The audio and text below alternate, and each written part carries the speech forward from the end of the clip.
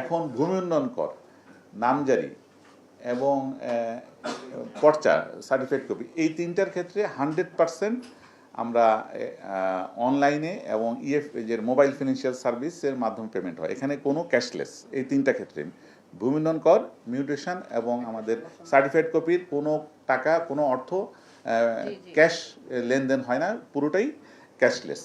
এর ছাড়া হয়তো ছোট ছোট কিছু মিসকেস হয় যেগুলো আসলে এই তিনটার বাইরে, সেগুলো অনেক ক্ষেত্রে কিছু ডিসিআর কাটা হয়, সেটার পার্সেন্টেজ আকারে হয়তো 1-2% হবে না, কিন্তু আমাদের মূল সার্ভিসগুলো পুরোটাই এখন ক্যাশলেস করা হয়েছে।